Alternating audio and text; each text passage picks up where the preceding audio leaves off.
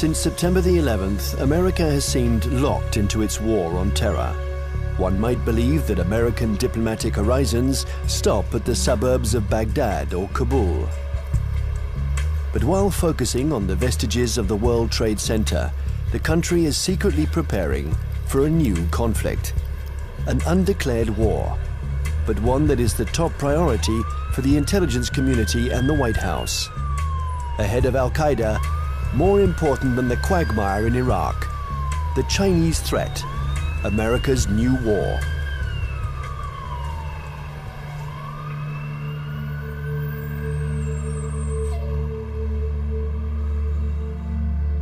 They have a term they call comprehensive national power, which is economic, political, military, all together, cultural.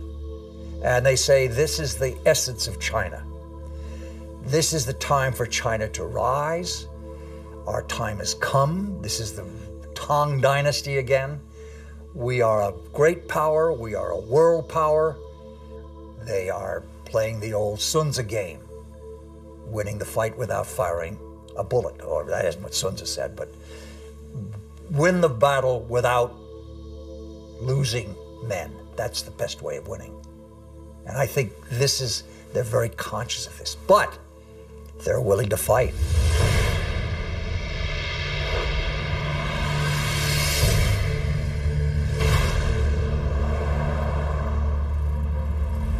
The world will, run by three first-class countries.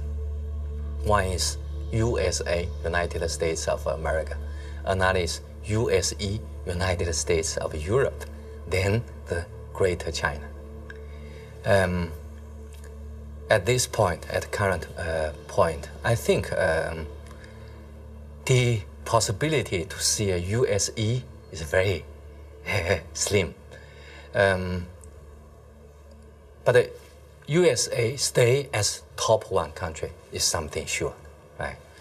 And as for the possibility of Greater China, the possibility is something in between. Right? So I tend to think Sino-US relations will be one of the most important bilateral ties in the coming years. And this bilateral tie will decide the nature of international relations in 21st century. If this bilateral tie is confrontation-oriented, then the whole 21st century will be bound by confrontation.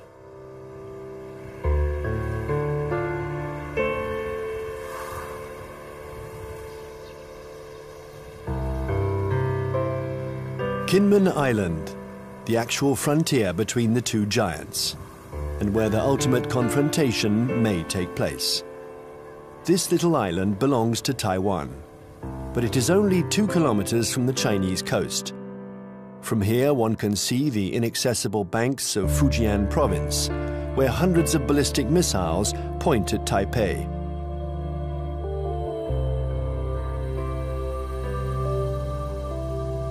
"24 hours a day, for 60 years, Taiwan has been watching Communist China. This island, regularly threatened by Beijing, has been bombarded thousands of times. It has never surrendered. America has sent a message to Beijing. The fall of Kinmen would lead to a direct confrontation." We're in the Strait of Taiwan. It's here that a military clash might one day break out.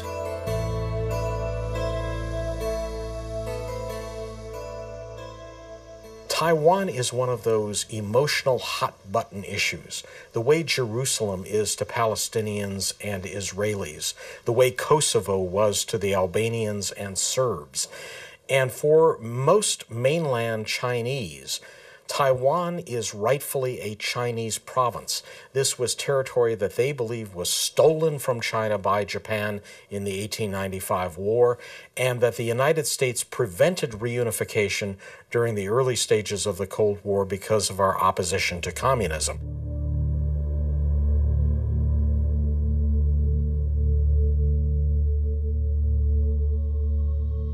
In 1996, here in the Straits of Taiwan, China and America engaged in their biggest military standoff. The ongoing elections in Taiwan annoyed the regime in Beijing, so the Chinese army decided to launch huge military maneuvers to test the Americans' reaction.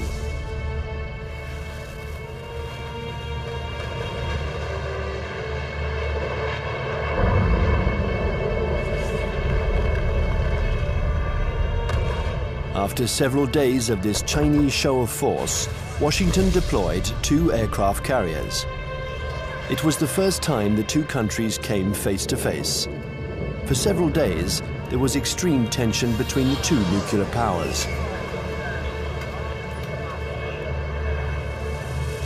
When the Chinese fired short-range ballistic nuclear-capable missiles off the north and south coast of Taiwan and carried out a major, what we call a live-fire exercise. And Jiang Zemin was there, the president. They were using some very belligerent language. This is when we dispatched 2 carrier battle groups off the East Coast. And this was a show, this was force. And the matter quickly dissipated. The Chinese thought this was excessive. They thought that they had an understanding with the U.S., that they would have a limited display to show their seriousness on the issue. The U.S. would adopt a very limited response, and then they would both back away. They regarded the deployment of a second carrier as excessive and in some ways as humiliating to the Chinese, because the Chinese couldn't do much to deter or complicate the deployment of those carriers.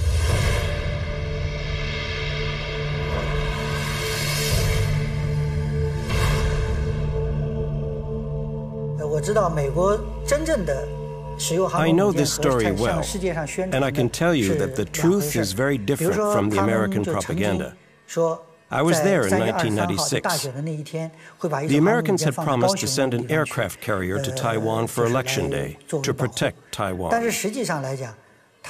actually, the only American ship near Taiwan was the electronic spy ship Bunker Hill. And it was more than 200 nautical miles away. And the first American aircraft carrier was 600 nautical miles from Taiwan. So the truth is that the Americans announced that they were coming, but they kept their distance. They wanted at all costs to avoid any incident, and they didn't dare approach our army.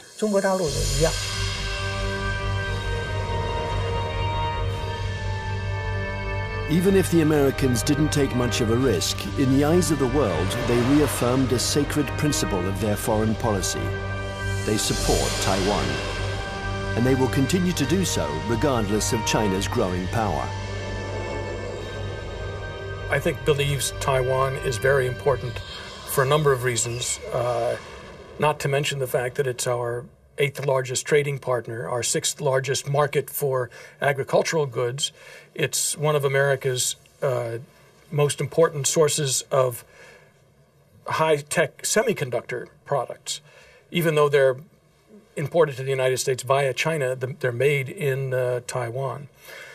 But that, of course, isn't the only thing. The real reason I think America has a commitment to Taiwan is because Taiwan is a democracy.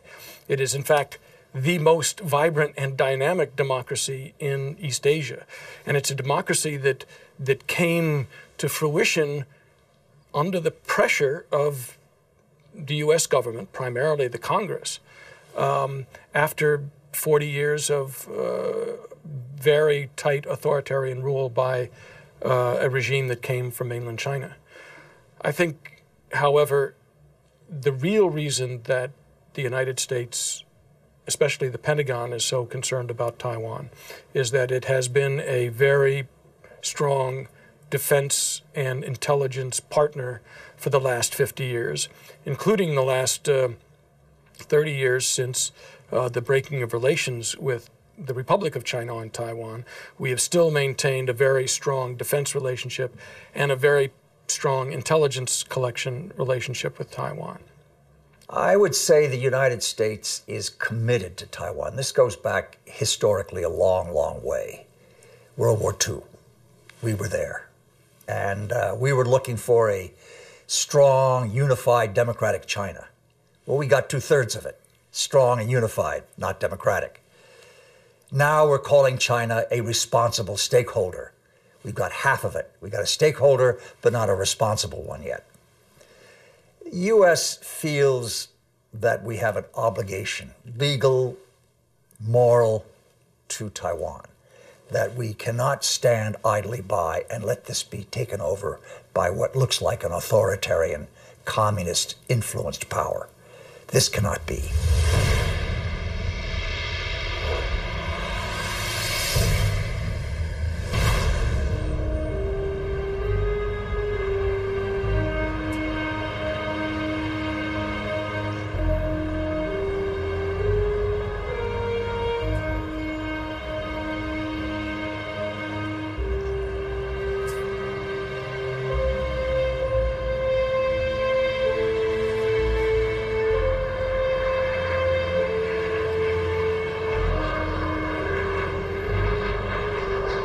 Taiwan, an island of 23 million inhabitants, 250 kilometers from the Chinese coast, is today the most explosive strategic issue between China and the United States.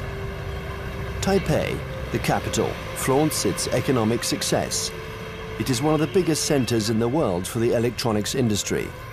A modern city, free, young, and always noisy. In 1895, Taiwan was invaded by Japan. 50 years later, after the Japanese defeat, peace treaties returned the territory to China, a China which was then in the midst of a civil war between Mao's communists and Chiang Kai-shek's nationalists. When the battle turned in Mao's favor, General Chiang Kai-shek, aided by the Americans, took refuge in Taiwan with his soldiers.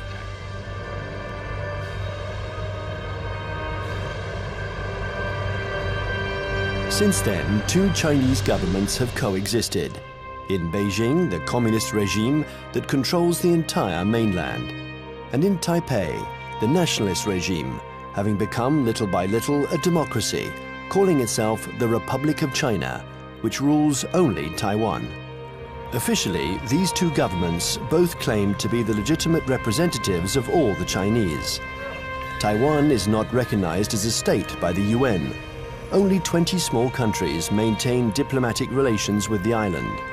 A fragile independence, while Beijing still considers Taiwan as the 23rd province of the People's Republic, a rebel province that the regime intends to reunite with the motherland. I would say two major motivations. There are many others, but two major ones. The first one is national pride, unification of China. They are committed to this. This is a strong emotional drive in China. And you don't downplay it. It's real. It's powerful. The second is strategic. They know through history, if Taiwan is in unfriendly hands, that China is very badly affected. If you turn the globe around, and if you were the Navy commander of the Chinese armed forces, then you will see the only way to protect my coastline is to extend our defense and power projection capability far away from our territory. Why I need to do that? Because the economic center, financial center, education center, production center of today's China is all on the coastline.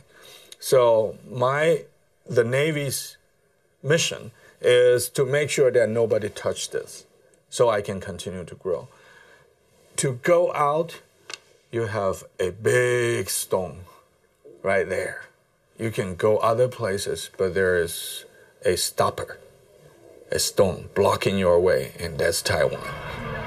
Now, Taiwan depends on the outcome of elections that could change its executive power and stock market that can endanger its economy. Beijing, nevertheless, has understood that whatever the mood on the island, especially when it is favorable to political reconciliation, the strategy must never change. Imperturbable, the communist regime continues. On one hand, to offer Taiwan favorable business privileges on the mainland. On the other hand, it regularly reiterates its military threats. If the Taiwanese are too insistent about their desire for independence, they're going to have to fight for it. Whatever Taiwan's political tendencies, Beijing's position doesn't change one iota.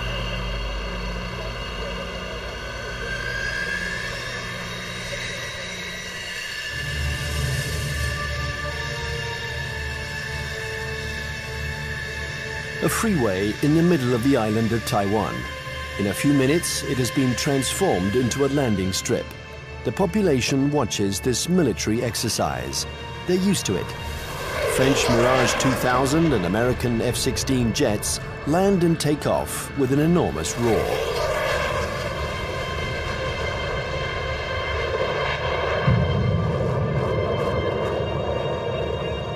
Faced with the uncertainty of American support, Taiwan organizes its own defense. Everyone knows that the airports will be the first target. Strategists on both sides of the strait affirm that the war will first begin with an air battle.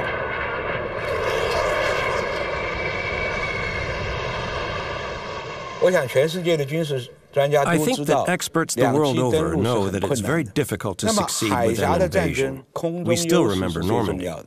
In a strait like ours, it's what's in the air that will make the difference. And we've always tried to keep a strategic advantage over China, our air superiority. But with the Chinese missiles, this equilibrium has been put into question. They can destroy our airports, and if they are destroyed, we lose our only advantage over China, our air superiority.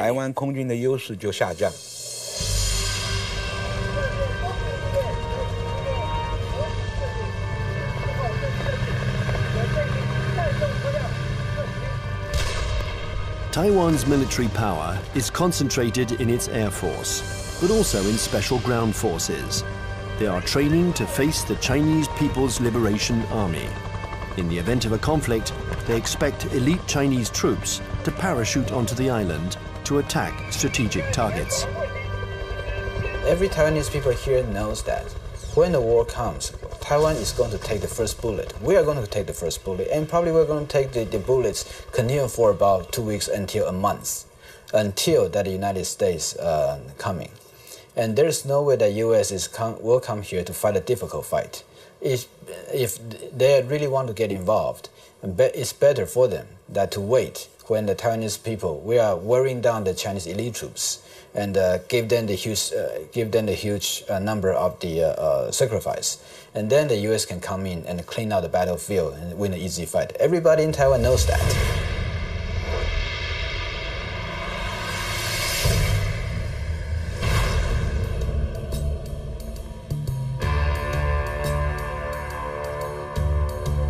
In Washington, the scenario of the next confrontation is a constant preoccupation. They know that Chinese military power has increased significantly. But how the Pentagon will react in case of a new Taiwan crisis remains a mystery. It's certainly not automatic, the support for Taiwan. It never has been. The United States has always maintained a policy of so-called strategic ambiguity, in which neither Beijing nor Taiwan can know clearly what the U.S. response might be under any given set of circumstances. I think that 10 years later, from 1996, the missile crisis in the Taiwan Strait, to 2007, we would approach the Taiwan issue with a little bit more caution. We would approach the Taiwan issue with a lot more caution. What this means, I think, is that we would be probably resupplying Taiwan by air. We probably would put a active duty military contingent on Taiwan rather than risk putting our ships in harm's way. Coming away from this crisis, the U.S. has concluded that I think there's been problems in what they've concluded. The U.S. has concluded that the Chinese were somewhat intimidated by the U.S. deployments, and that in fact they now know the U.S. is very determined to use force, if necessary, to ensure peace and stability in the Taiwan Strait. In fact, however, I don't think the Chinese were all that intimidated by the deployment of the carriers. What they were is it strengthened their resolve to acquire capabilities so that they won't be intimidated in the future.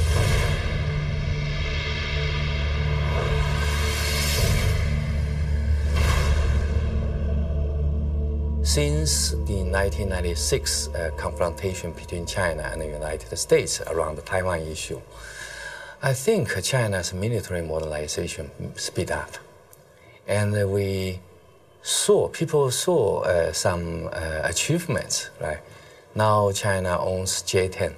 That's the typical third generation fighter. And that made China is the third country that can independently produce the third generation firefighter. I think that's a strong signal to the US side, what achievement on military modernization on PLA side. If China's own terminal objective is trying to so-called unify Taiwan by using force to take over, I think their military capability is good enough. But I don't see that, because they are increasing their military budget over the last decade, almost every year, 2 digits.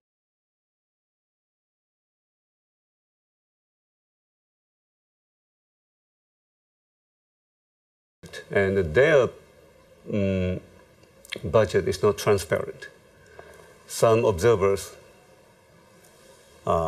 calculated, they said, well, in fact, the real number could be triple or double the current budget that they made it public.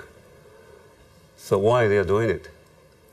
They even, for instance now, they even try to show off they have the capability to destroy the satellite circling around in space. Why they did it? Because they want to show to the rest of the world that we are capable of one day becoming a superpower, maybe overtaking the United States.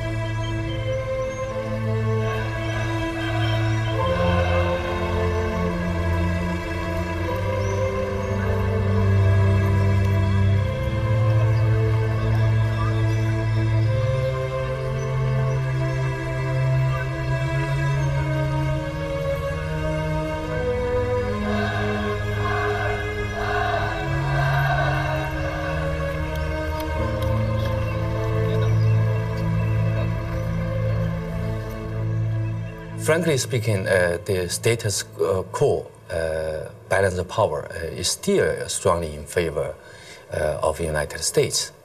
But the situation of balance of power is on the change. And I think time is on China's side.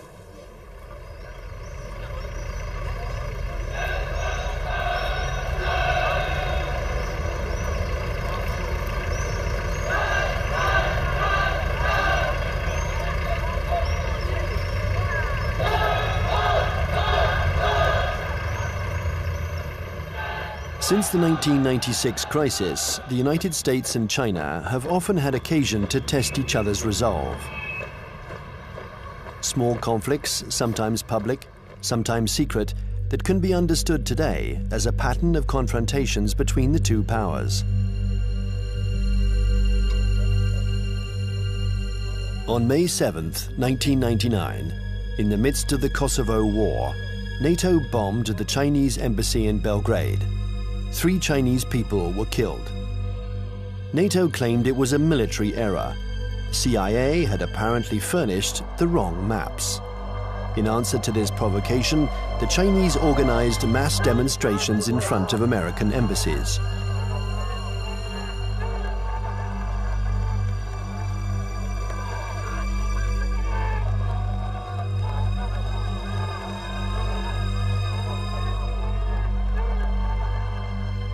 Less than 2 years later, China had its revenge. The 1st of April 2001, an EP-3 took off from its base in Japan. It's a spy plane that flies regular electronic surveillance missions along the Chinese coast.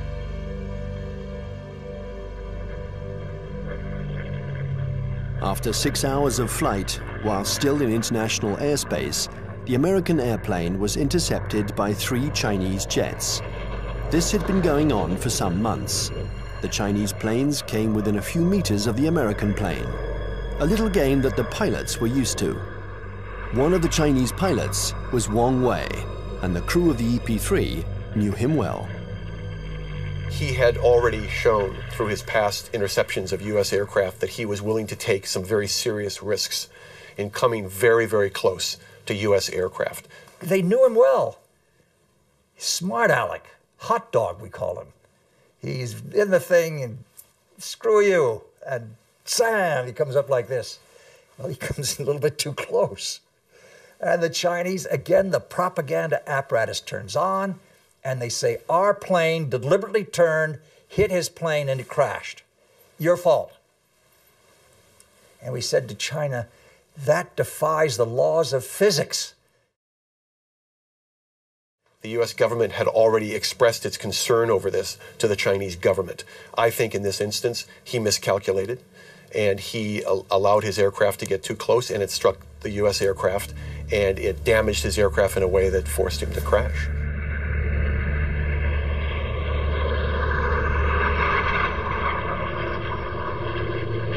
The Chinese jet plunged into the sea. Its pilot was declared missing. The EP-3 was seriously damaged. It was forced to make an emergency landing, but the closest airstrip was a Chinese military airbase. The airplane succeeded in landing there, but it was now in Hainan, and the crew was immediately taken prisoner. Our air crew is immune to PRC jurisdiction. For the next 10 days, China and the US would perform a diplomatic ballet, each accusing the other of responsibility for the accident. Beijing refused to liberate the crew. This bought time for their military experts to inspect and dismantle the American airplane, which was jam-packed with secret defense equipment. Oh, they got the equipment from the plane and they studied it and took all these things from it. Yeah, they got something.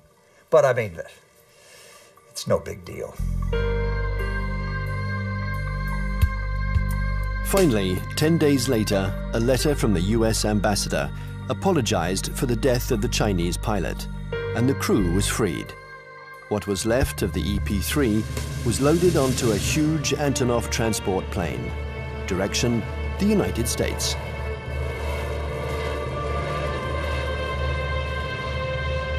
The People's Liberation Army did the same thing after each small battle. They analyzed all American techniques and strategies. It was almost an obsession with Beijing. Chinese military development was entirely oriented towards a confrontation with the US. In 1996, China understood that aircraft carriers were the main threat, so they tried to develop arms to counter them. There are several things that the Chinese have done over the last several years that play to this capability. One of them is they have developed a larger number of more sophisticated submarines, diesel submarines. And contrary to what a lot of people think, many diesel submarines are quieter than many nuclear submarines. They're very hard to detect. The Chinese have built a significant number of new types of diesel submarines. They've also developed a significant number of new varieties of surface warships. Both of these sets of capabilities have application to the Taiwan situation. And the Chinese have deployed the submarines in some instances to areas well beyond Taiwan. They've deployed them around Guam, which is now becoming an area of increased U.S. military presence in the Pacific. They've shown by doing this that they have the capability to deploy submarines into far deep water areas. And obviously this becomes a potential concern to any carrier battle group commander who wants to bring a carrier up close to Taiwan. We saw last October 26th, our carrier battle group, the Kitty Hawk, was in the waters in the vicinity of Okinawa. And all of a sudden there emerged right in the middle of the carrier battle group, a very modern Chinese submarine that nobody had seen, nobody had heard. It came up within a few miles of the Kitty Hawk itself. And we know that this submarine is equipped with very advanced torpedoes, and that if it wanted to, it could have sunk our carrier. The Chinese know we are dependent on two things militarily in Asia. Number one, satellites. Number two, aircraft carriers. They have demonstrated to us they can take out each one. Will they ever do that? I doubt it. This is what you might call psychological warfare.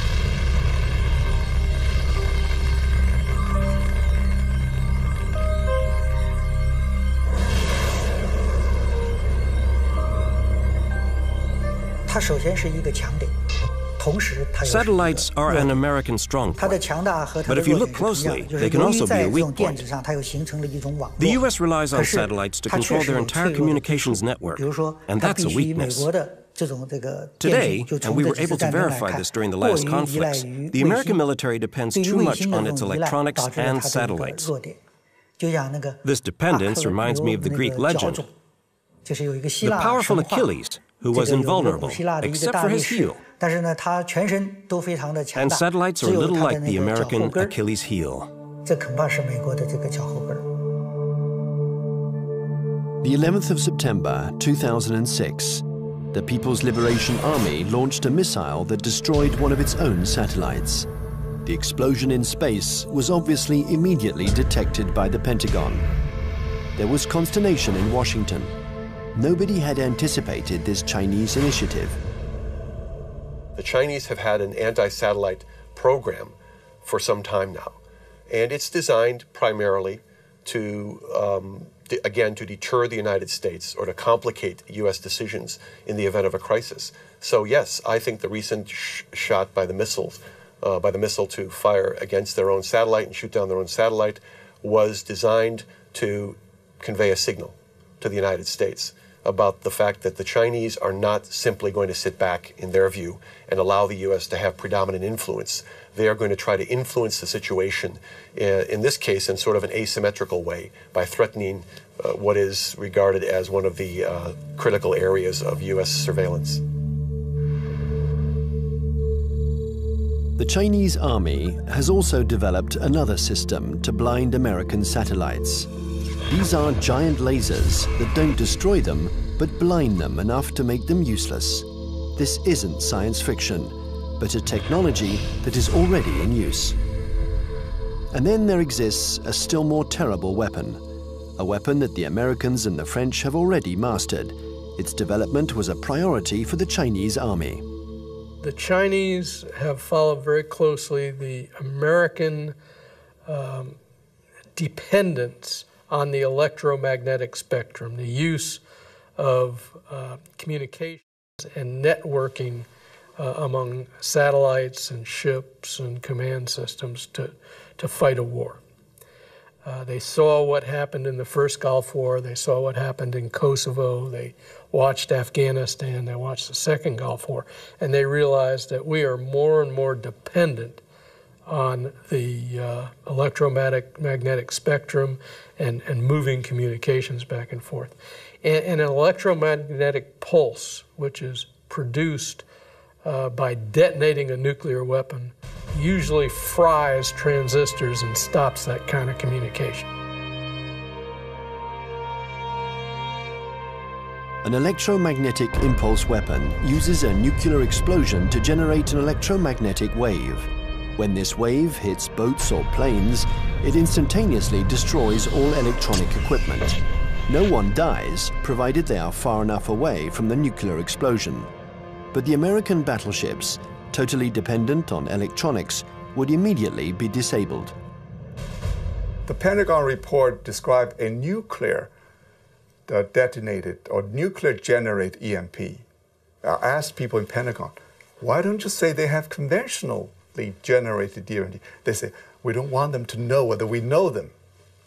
The conventionally generated EMP is less problematic and it is more useful or more usable, because when you have this EMP, there will be no nuclear fallouts. There will be less international protests. They already have it.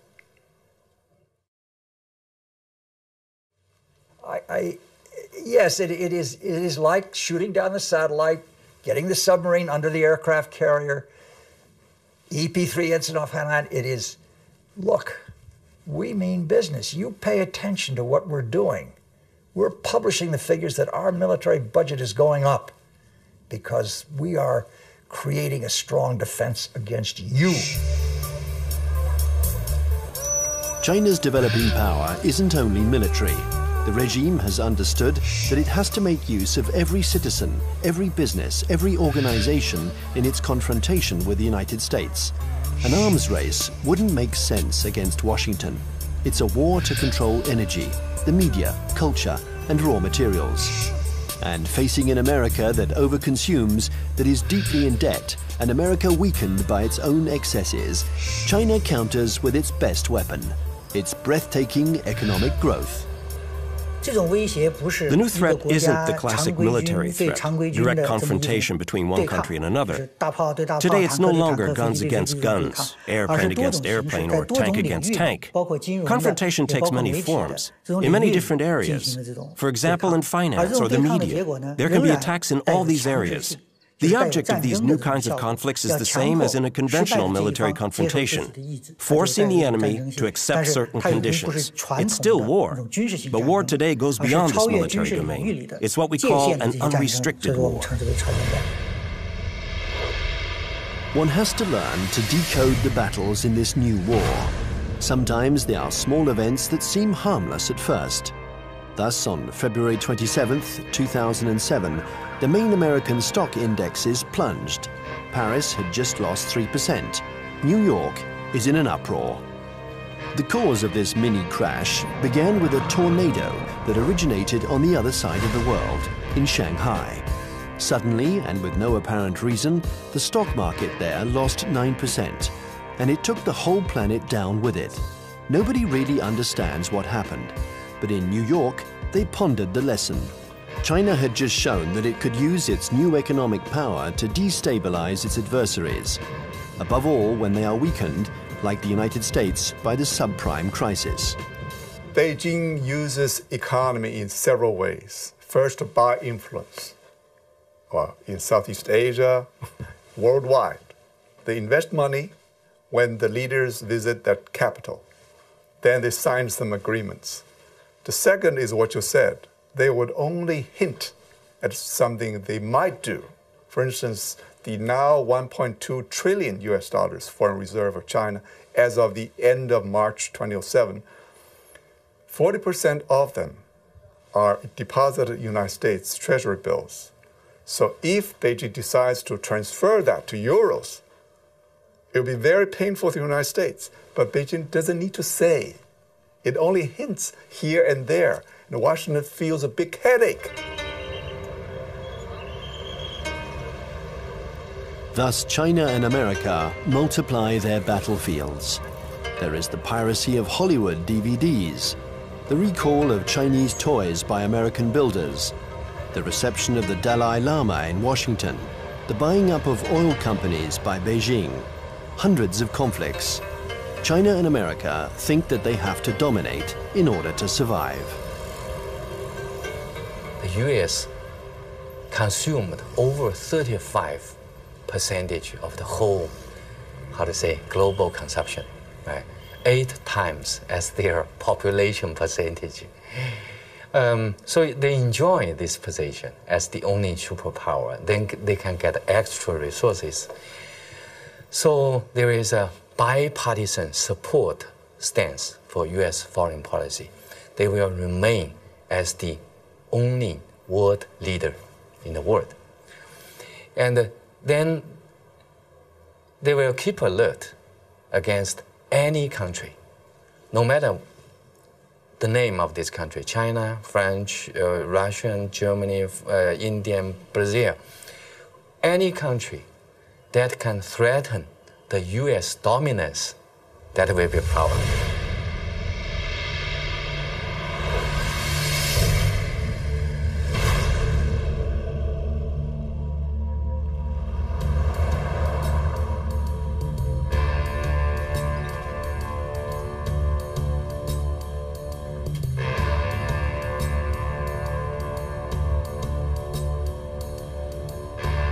In Washington, China has become the major preoccupation of every administration. China is a competitor in the realms of economics, media, and technology.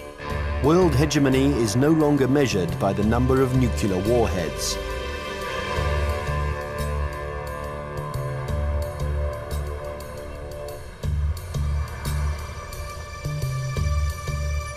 Congress has even created a permanent investigation commission, unique in its kind, whose mission is to study the economic and security challenges posed by China.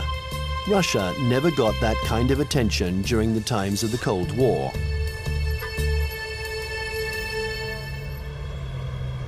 There is a global plan from China. They have two. One was started in March 1986, called the 863 program, and one in March 1997 called the 973 program.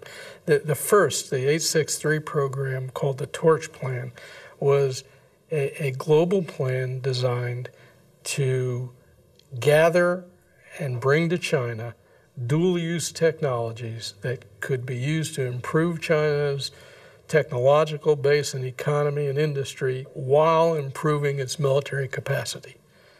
And it's an organized thing, you know. Each industry every year from the central government gets goals and targets and objectives and gets told to send people out and go do that.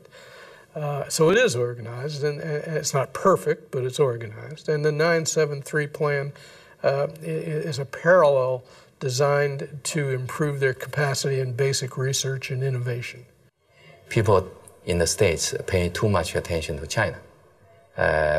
So there are some oversensitive on China. Then this oversensitive leads to a lot of, over-exaggerate conclusion. So that's no good to find the real fact. I think the real fact is that the economic power of China is still far ahead of, far lack of United States, not to mention military power.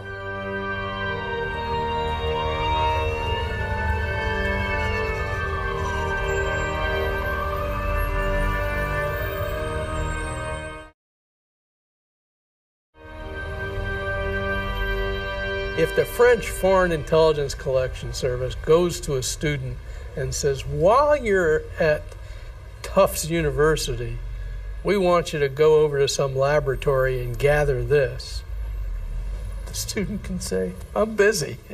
It's going to interfere with my dissertation. If the Chinese intelligence service goes to a student and says, we want you to, you want a visa? You want a passport? When you go to the United States or to France, you will write a dissertation on this, you will work on this project, and you will report back to us, or you'll never get a job in China, or your family will lose its house. Now, they have the capacity to do that. The United States cannot maintain itself as a superpower if we allow our industrial production to be offshored, to be outsourced. And that's what's happening now. We're finding very large amounts of our basic core industries. And I don't mean just like steel. Steel is one of them, copper, basic, resources. But things like semiconductors. And when we find that our semiconductor industry has gone from 12, state-of-the-art wafer fabs to 3, because more and more are being built in Taiwan and Japan and, well, not in Japan, in South Korea. And in China, if we're allowing our, state-of-the-art, cutting-edge electronic science and technology research and development move to China, we can't survive as a superpower.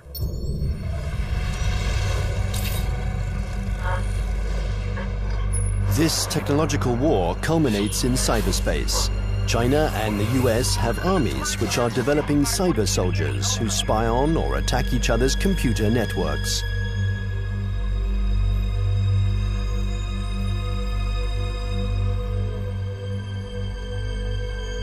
In March 2006, the US State Department decided to buy 16,000 computers from Lenovo, the Chinese company that had just bought out IBM.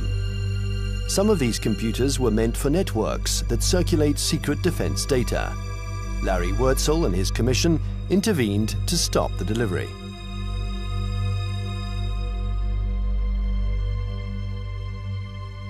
Having been an intelligence officer for a lot of years, 25 years in military intelligence, and having also, for a part of that time, worked on counterintelligence and signals intelligence, communications intelligence, that I knew it was technically possible to alter or embed either software or even hardware into a computer that would allow someone access to a whole network.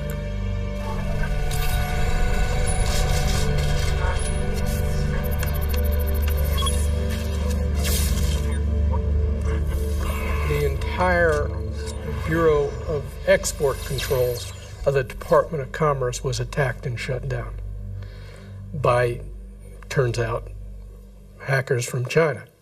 The State Department itself lost a bureau and all its computers by hackers from China. The National Defense University of the United States had its computer systems shut down, and the Naval War College had its computer system shut down. Other computer systems, government computer systems, have been attacked. And I think General Cartwright, the commander of the U.S. Strategic Command, has recently testified in front of Congress about this. So I knew these things were going on. There's more going on that we learn about on the Commission because we do have access to classified information. I can only say that in many cases, the United States knows these attacks are coming from China and knows that they're coming even from specific organizations in China. But I can't go into the details on who. The war on the internet is as old as the internet itself. And one can't say that this was a Chinese invention. In America, the CIA and NASA employ 25,000 people to work on the internet. They have the largest internet surveillance and listening centers. So it's true, war exists on the internet. The war has begun without a single missile being fired, without the world noticing. The war has begun in all of these new technologies. Many civil technologies also have military applications.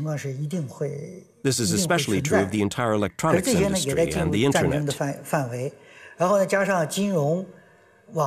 They're new battlefields in an unrestricted war. The media, finance, business, all these are included. It's a war because there is real antagonism, and both parties try to take advantage of their adversary.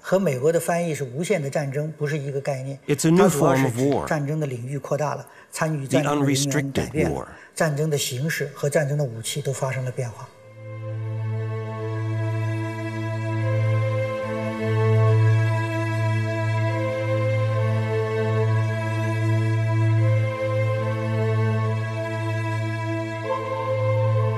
This unrestricted war has already begun.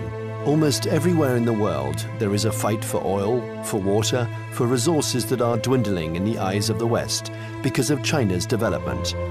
America uses its military might to assure its power and guarantee its vital supplies. China employs an asymmetrical strategy. It looks for its adversaries' weak points. Nevertheless, this war is apparent everywhere in the world. In North Korea, Myanmar, Iran, or Darfur, in all the hotspots, China and America are opposing each other in the wings.